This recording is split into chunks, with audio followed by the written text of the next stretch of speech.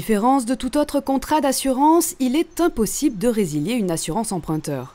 Une possibilité qui permettrait pourtant de faire jouer la concurrence, de changer les risques du contrat qui ont pu se modifier et de réaliser ainsi des économies. L'assurance emprunteur est une assurance qui s'adresse au grand public et qui, logiquement, a vocation à être résiliable. Je pense que c'est le seul produit pour lequel, si par exemple vous empruntez sur 25 ans, le seul produit pour lequel on vous dit eh bien, vous avez signé et pendant 25 ans, vous êtes obligé de payer et vous n'avez pas de solution pour en sortir. Le grand public n'est jamais, sauf pour l'assurance emprunteur, tenu de remplir des obligations sur des années et des années et des années. Donc on est véritablement sur un cas unique et sur un refus de faire tout simplement en sorte que la loi s'applique, c'est-à-dire que le consommateur ait le choix et puisse évoluer dans ses choix. Car en effet, légalement parlant, la résiliation en assurance est un droit du particulier, régi par l'article L113-12 du Code des assurances, mais qui ne s'applique pas à l'assurance emprunteur,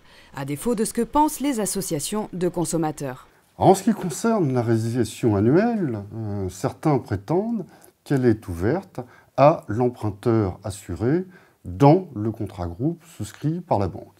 Pour cela, ils se fondent sur quelques arrêts isolés de la Cour de cassation pour prétendre qu'ils ont raison, que ce droit de résiliation annuelle a été reconnu. Aujourd'hui, le droit positif ne l'indique pas clairement. Et un assuré qui résilierait à l'échéance annuelle son adhésion auprès de la banque court, à mon sens, des risques très très importants, dont le premier est la déchéance du terme prononcée par la banque, qui va demander le remboursement immédiat de toutes les sommes prêtées. Face à ce flou juridique, Benoît Hamon, ministre délégué à l'économie sociale et solidaire, souhaite intégrer un volet assurance emprunteur dans sa fameuse loi consommation, afin que la couverture devienne officiellement résiliable annuellement. On a demandé à l'inspection des finances de nous faire un rapport sur l'assurance emprunteur pour qu'on ait la mesure aujourd'hui du marché, des risques que cela ferait peser sur la mutualisation justement du risque si on mettait en cause le modèle actuel.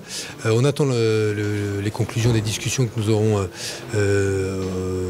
après examen de ce rapport et je ferai des propositions en première lecture à l'Assemblée nationale, en seconde lecture à l'Assemblée nationale, là dans les semaines qui viennent sur l'assurance emprunteur. Le rapport de l'inspection générale et des finances devrait être remis d'un jour à l'autre. Il ne reste plus qu'à attendre les propositions de Benoît Hamon à l'Assemblée nationale pour connaître le verdict sur le sort de l'assurance emprunteur.